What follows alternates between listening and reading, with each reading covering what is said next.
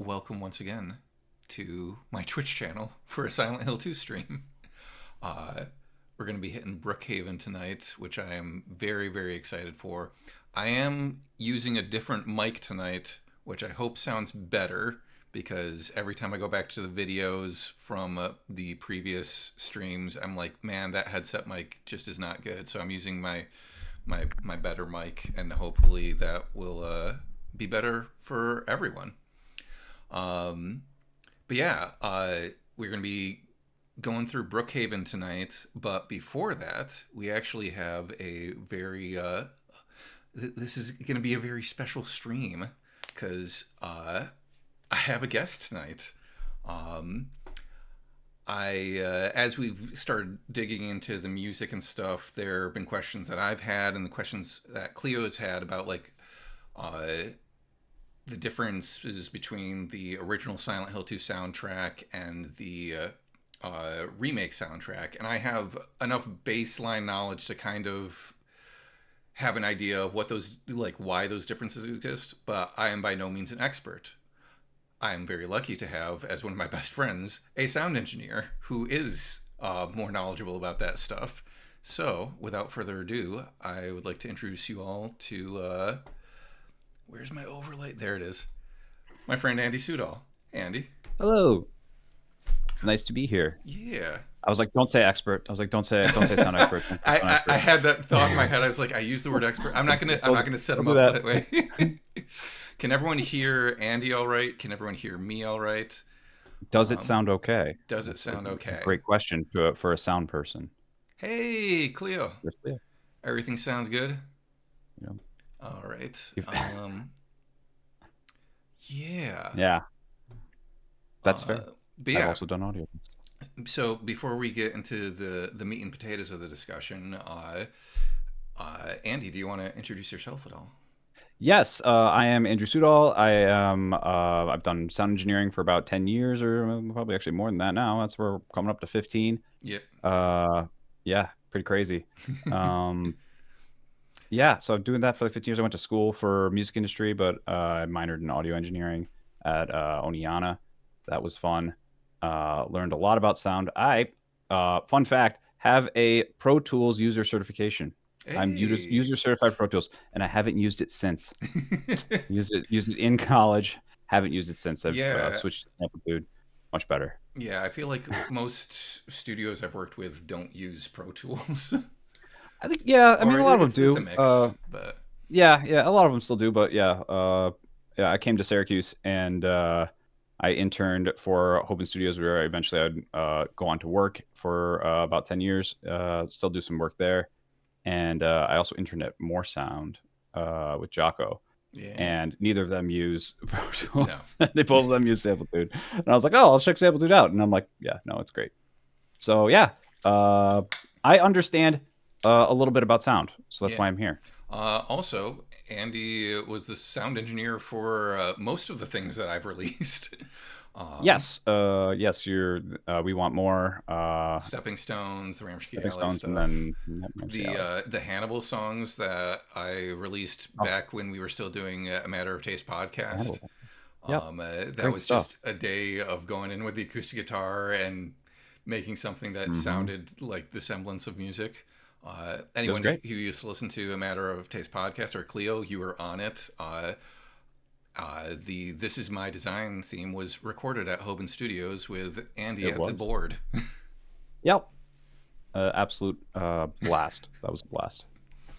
But anyway, now that we've gotten the introductions out of the way, we are here to talk about the Silent Hill 2 soundtracks, the original soundtrack and the remake soundtrack.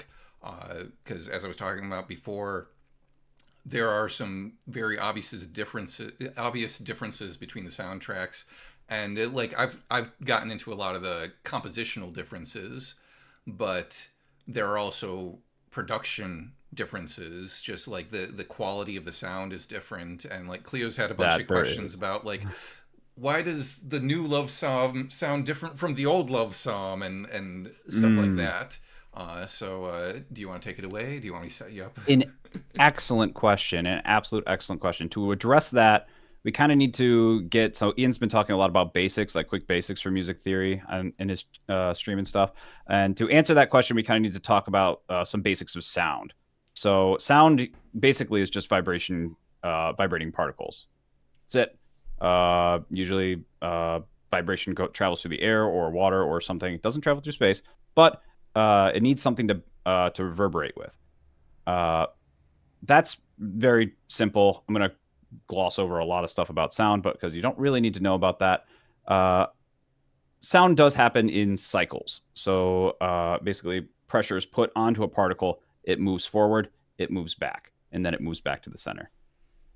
So every time that sound does move away and then back, and then it hits its original position, that's when we call that one cycle of sound. And it also makes a wave, which was why everyone hears sound waves. That's pretty much it.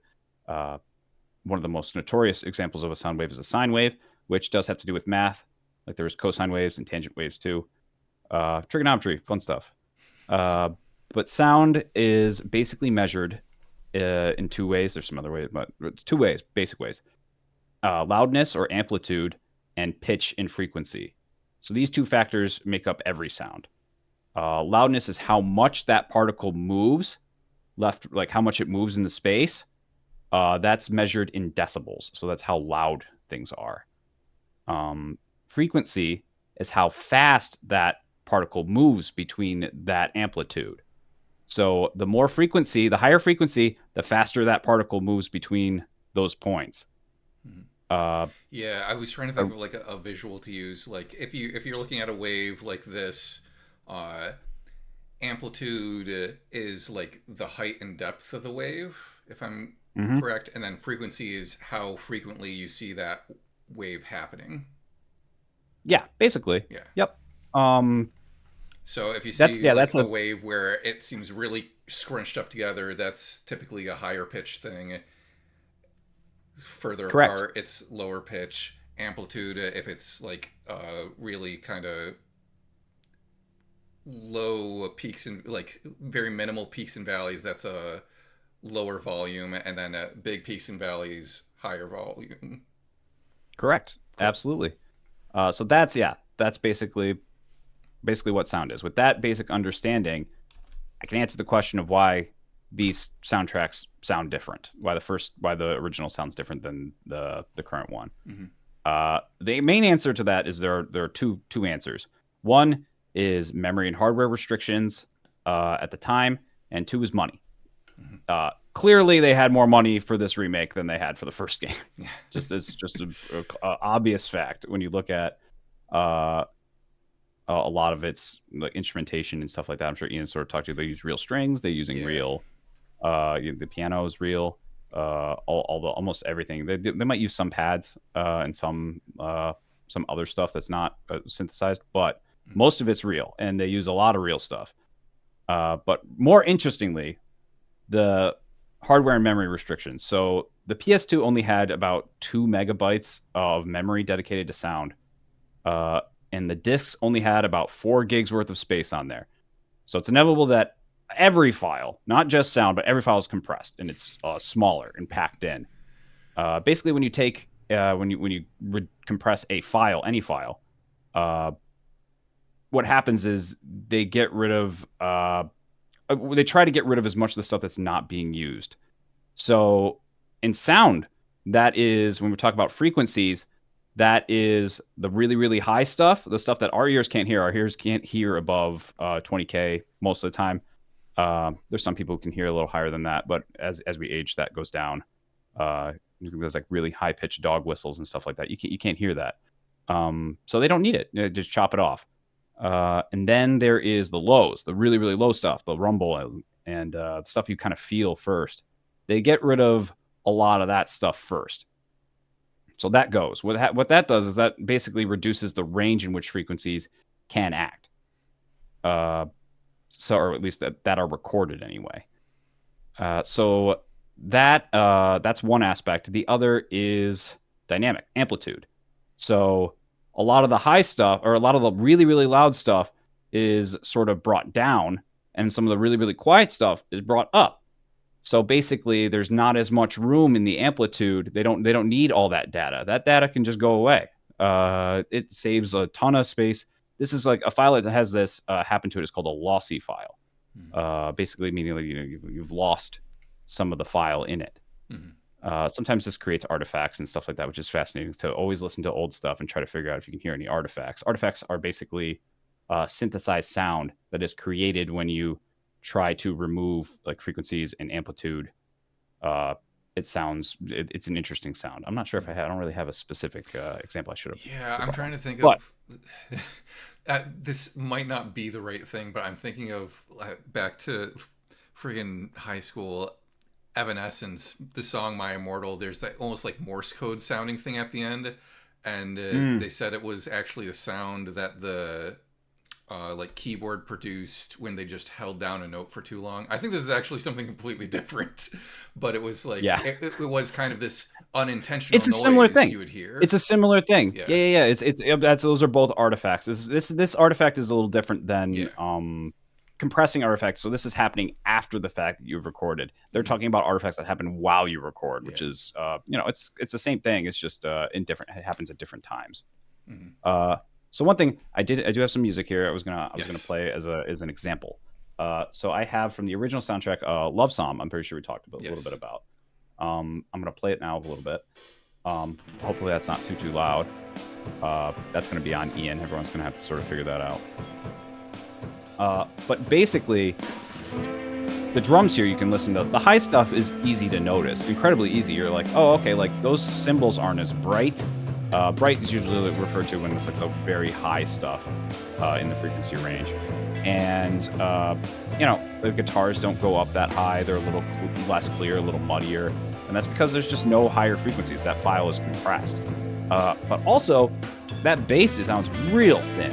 It is a thin, punchy bass that, they're trying to get through. So now when I go over to the new soundtrack where they have lossless files, these files, first of all, you can kind of tell because, bright's the correct word for like higher stuff up in those frequencies. I have to scroll down for a bit here for this. Where is it's like all the way on the third disc, isn't it? Yeah. There's 3 discs. There's how many more even just songs in this soundtrack they have? There's so much more space, but they also don't compress any of those higher frequencies. So when you hear this, it might be a little harder to tell for the stream, but those cymbals are much clearer. The guitar has a lot more space in it, so that's a little clearer and it punches through a little bit more. And more importantly, when I was listening to this, I was like, that bass, you can feel it. And it's paired with the kick usually, but still, like that, there's those low frequencies that are there present in this new soundtrack because they just have they didn't have to chop it off. And that's pretty much a large part of why these two soundtracks sound very, very different. I was also going to play True, the drums in True. I was like, ooh, yeah, those are very, very noticeable when it comes to just extra stuff in there. So this is from the original, or no, this is from the remake. So let's see if I can find the drums in here. You hear that? Like, there's a tom in there. That hit, it sounds both. It's a little thin, but it has so much space. And when you go to the original, there's no space at all for that tom, because when you're chopping off frequencies, every sound has to have a frequency where it sits in, or else, if too much stuff gets put in one frequency, that's when stuff gets muddy, it gets lost, it's hard to hear. So I think one of the questions you asked, Lulindo, was specifically in reference to how could I not hear something in the old version, but now I can. First of all, pointing it out helps. When someone with like a trained ear points something out, it's a lot easier to hear it. But in the newer version, they have a lot more space. It's just basically, it's sort of like related to like a picture or something. They just have more resolution, so there's a lot more that can fit on the screen. That and the frame rate's faster, so it's a little clearer. That's basically a large portion of why these two soundtracks sound different. I don't know. Oh yeah, And then yeah, we can go in a little bit more into money because Yeah. clearly they have a lot of more instruments and stuff like that in the remake soundtrack and stuff like that. Yeah, that's an incredibly large. Those two factors. That's why they sound different. Yeah. Does anyone in the chat have any other specific questions for Andy? Like, I think I will say I think there might be a little bit of compression going on through Discord, just listening to the audio Absolutely, back. yeah. But I Unfortunately, think but when you it's listen to it on your own, if you can listen to it on your own, you'll notice that a yeah. lot more. And like with stuff like Love Song, there is the difference in compression, and then on top of that, he's using a lot of different guitar tones, which is another Yep. kind of like hybrid thing between instrumentation, orchestration, and production. Where Speaking of that, we can a little bit talk also a little bit if you don't have any questions, we can talk a little bit about style when it comes yeah, to why they sound so, or one reason why I think the original held so much weight for so long, and a lot of people really held it up, and it was like it's still good, and like until this came out, and then it's like, oh okay, now it shows its age, but realistically, because it was so compressed, and I think Yamaoka was a big fan of Nine Inch Nails. yes, Yeah. Nine Inch Nails has a very industrial sound to it. Industrial being like a style of recording that is heavily compressed. They don't use a lot of highs. they use Uh, drum machines as much as Drum regular machines, drums more often samples. sometimes. They'll sample drums. So basically, like they have a sample of one particular sound that they really like, and then every time he hits the snare, that's the sound that comes out. There's no dynamic range. There's no. They usually have some reverb in there too, but basically that style of music really lends to the restrictions that they had. So basically, it almost sounds like it was intentional. That it was obviously, but it just makes it last so much longer because that style lends to that type of that type of music, and it's great. Yeah, And I think that really helps it last in quality for so long. yeah. Did we want to talk about the piano at all? Because I remember you bringing it Oh my up goodness, last did time. I want to talk? Of course I wanted to talk Yes. about the piano. That's yes. I do want to talk about another interesting recording aspect as production wise when I was listening to the piano tracks. I got to go back to the original for a second because I was I listened through all these songs. This is actually my first time listening through each of these soundtracks. I've listened to bits and pieces over the years of the I've original. played Promise Reprise for you probably You've a a billion million times times. at this point Yeah, on an a actual million times. piano. But in Magdalene, yeah. So this is obvious, or probably an EP, an electric piano. It's probably not an actual piano. But it's still like a They grand put some piano style sound. they put a grand piano. There's some room in there as well. It's a very very simple piece, and it doesn't have there's not much to compress in here. So realistically, when they got a chance to do it again in the next in the remake, it was very very curious to me that we could have had this grand piano in a big hall, and they could have gone for an authentic sound for this grand piano. Uh, and I mean, they sort of did, but they kind of went with a little bit of a different direction, which I Yeah. was kind of surprised at when I listened to it for the remaster. So this is the original, and here is the remastered version, and you can hear the sounds of the piano. They basically took a mic and they put it right in the piano, which is sort of a no-no in terms of like they don't people don't really tend to do that unless they're really going for a style. And I've heard that style in a few other places, but this is it's a very effective way to make a piano feel like it's coming from in you. It sounds like it is real. You hear some of the noises and the groans the piano makes, Yeah, you can and hear it's the just hammers. yeah, Like you hear the that was one of the hammers. things that I noticed is like you can hear the physical hammers of the piano shifting as Yeah. the keys are lifted and So instead of basically having this piece be in this grand piano in a big hall, kind of imitating what it is, basically took the opportunity to make it, uh, you know, different and better. in my opinion. Even more Fascinating. intimate in certain ways. Oh, incredibly, incredibly. And it's not the only piano that does that. And I mean, there's other piano in this soundtrack that does not do that. Yeah, That is more traditionally recorded. I think the other one is Laura plays piano. There's yeah. That yeah, one, I think that one's even also the like first instance you hear of this theme, Anam Cara, that is, I mhm. think the piano is recorded in a more traditional way. There was also another thing I wanted to talk about. So style wise, there was something that I found really interesting in the original versus the and this one is uh not limited to hardware. Hmm. So this is what is this? Ordinary Vanity from the original Yeah, soundtrack.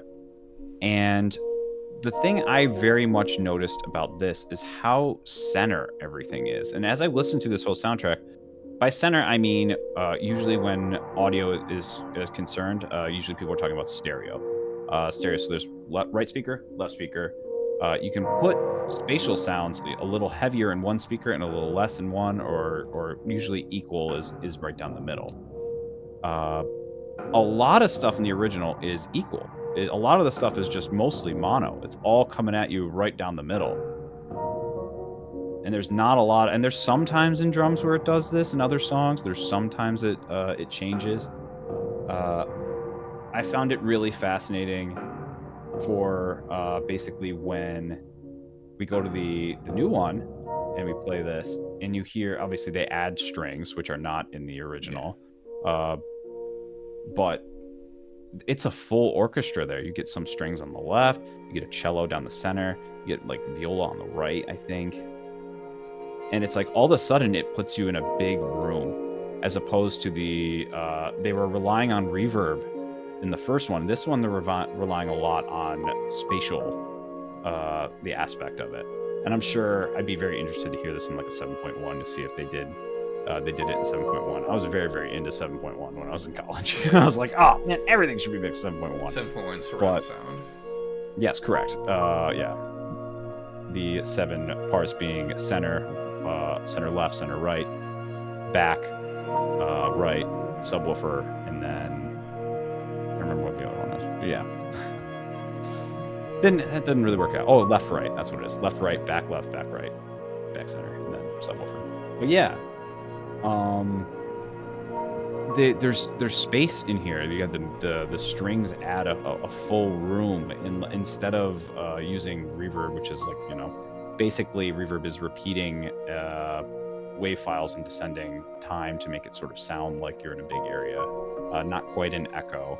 Hmm. That's just another thing with sound, but Yeah, yeah, yeah. If panning or like the left and right you're talking about panning is is left to right, then reverb is kind of like front to back, like things that have uh or like almost like depth kind of of field. they imitate that sound. Yeah, So basically, uh reverb has to deal with when you're recording something, how it's reflections. How fast does that reflection come back to you?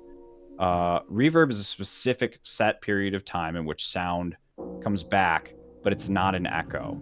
It doesn't yeah. complete a full cycle. As soon as you complete a full cycle, now you're talking a delay or echo. Gotcha. Uh, yeah, Yeah, that I think is what I meant. Not front to back, but like how close something feels to you. absolutely. Yeah, Yep. Well, now we moved into Arcane Distillation here. But yeah, yeah, so much more in this second soundtrack.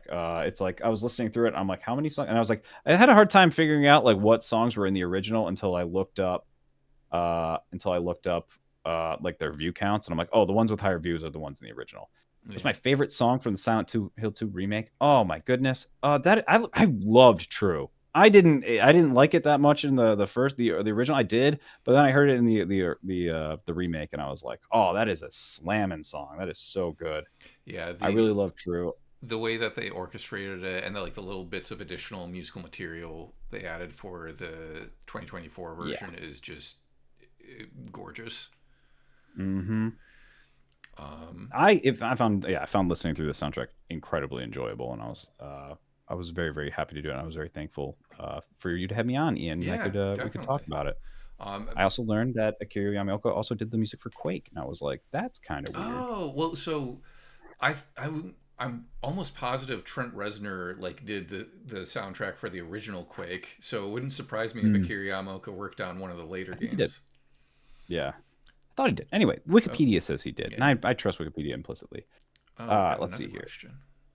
Yes, game I play is the best quality soundtrack. Ooh, quality. That is an interesting. And what game soundtrack do you like the most? So that is an interesting question. For quality, when I usually like, or I play a lot of video games too. Big gamer. I do like. I mean, soundtracks are some of the most some of the a good soundtrack will immerse you in a game. A good soundtrack is, I feel like it's like Skyrim's a good soundtrack. A game that, or a music that puts you in a place and it helps you stay there. That's great. What makes a great soundtrack is music that can take center stage and not pull you out of the game. It kind of makes you feel like all of a sudden the game is sort of playing you. There are soundtracks like there's moments that the music just completely takes over, and it's just like, okay, now I'm experiencing something, and it's because of the music, and I'm not being pulled out of it, but I'm still in it, and I Mm. still got to control stuff. So like, there's a couple examples would be like Halo ODST, bits and pieces. The moment where you're finding out you're alone in a city filled with aliens, but like hostile, and it's just you, and you're trying to figure out, you're trying to piece together what happened to your squad, and they play some noir style jazz. And it is incredible. And it's like, oh, okay. Like, yep, I'm alone in a city and it's raining and there's noir jazz playing. Yes, incredible. Red Dead Redemption, the original, had a song called "Far Away" by Samuel Gonzalez, I think. I can't remember the name. But as soon as you cross into Mexico, they hit you with a new feel. They hit you with that song, and you feel like you're far away from home, and you're just riding, and you don't want it to end. You don't want the song to end. Red Dead 2 had a very similar moment where I think D'Angelo plays a song. I can't remember what it is. Uh, Unbroken? Is that what it is? Yeah, Unbroken. But yeah, anything that sort of enhances that. I mean, I like Witcher too. Witcher soundtrack is great. One of the Um, ones that I was just remembering that I remember you talking to me about is Borislav Slavov, the composer for Baldur's Gate 3. There are Baldur's Gate 3, Night Song great is moments in that. that. Yeah, the Yeah, Night Song Night part Song just is lets that music one of music my just sort of takes favorites. center stage for a second, and you're Um, like, oh, now there's great music. yeah, Yeah, but I remember you also talking about one of the other games that Larian did, Divinity, Original Sin Divinity. 2, probably. Yeah, Yep, great soundtrack as well. I remember you talking about a moment like towards the end of the game where there's a battle happening and like the sounds of the battle fade away and the music comes in, or It's just the music. It's yeah. just a choral, like angel singing style music, huge choral, lots of reverb, and the sound dampens, and it's just music and just gameplay, and it is beautiful, beautiful moments. Cool. Uh, yeah, those definitely make so the best quality soundtrack. Oh boy, um, that's a super hard question because there's soundtracks quality has just been getting better and better, much like games. So it feels like Baldur's Gate 3 probably is the best one right now, just in terms of quality, in my opinion. But Clair Obscura 33 just came out, and that is apparently really good too. Hard to tell. I really also like God of War as well. Hmm. Bear McCreary or Bear something. McCreary, McCreary, yes. who does Incredible. everything from TV to movies to video Does games, that? Oops, excuse me. Lord Yeah, of the he does it all. Rings, Constantine. Yeah, yeah. Yeah. Yeah. I think so. Yeah, all of those I like the most. It's I can talk about that for a long time, but we're here to talk about Silent Hill, Yes. and it is that is another one that I actually have never really played the. I want to get the remaster. I never played the original. Yeah.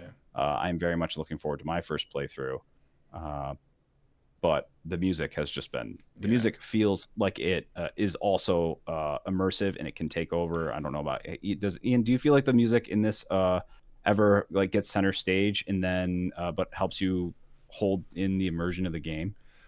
Um,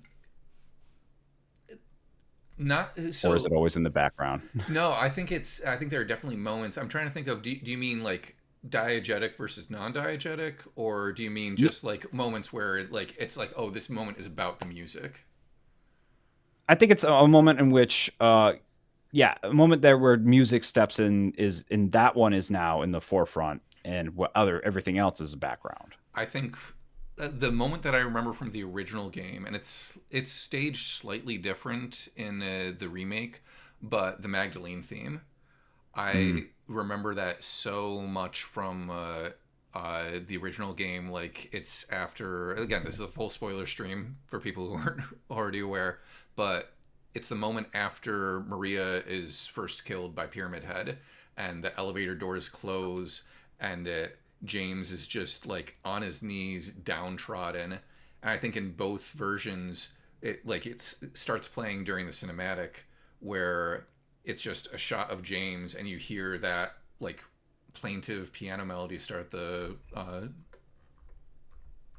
hmm and it's so powerful. There's no dialogue. There's You'll nothing love else to really you'll going on love to see it. visually. It's just that. Um, yeah.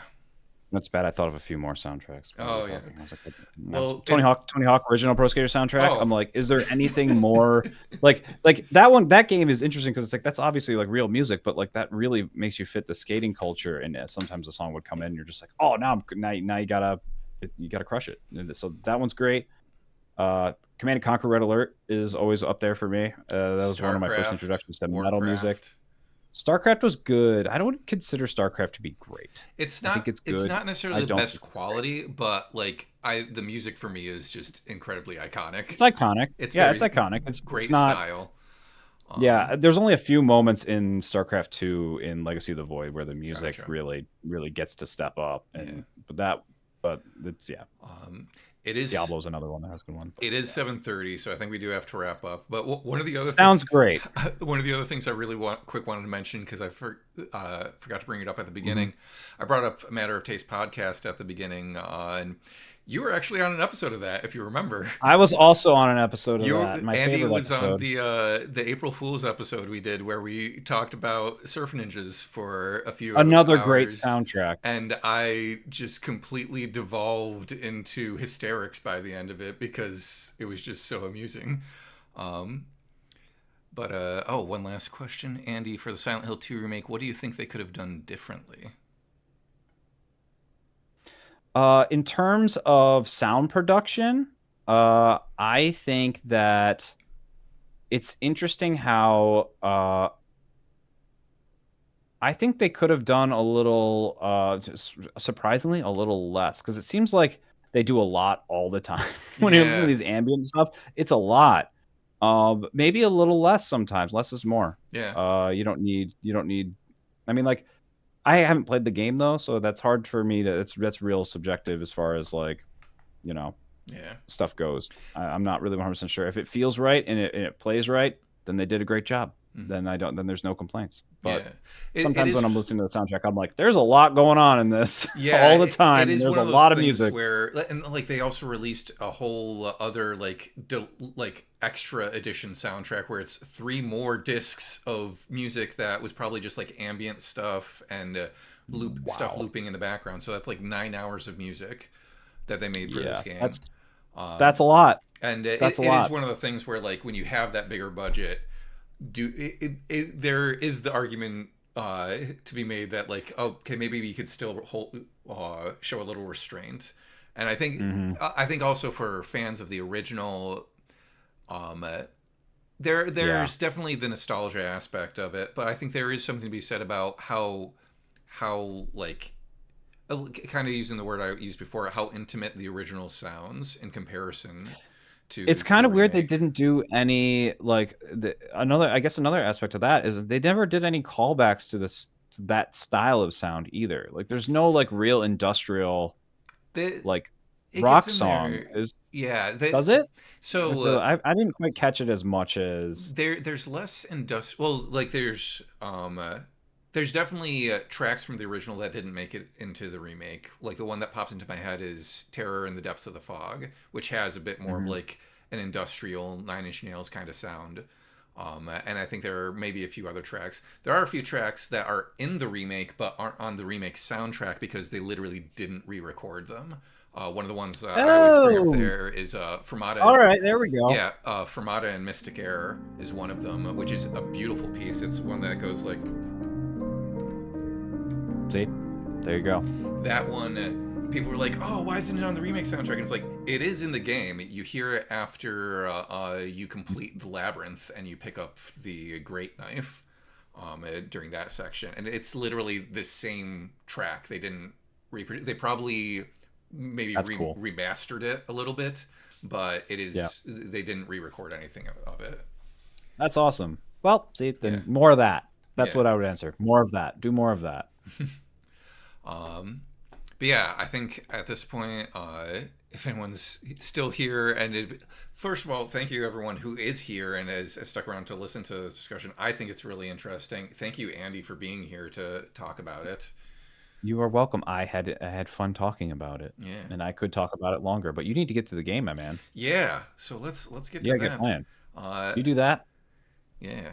Um, have a good night, Andy. Thank you, Thanks everyone, for again. having me. And will you be hanging out in the chat or?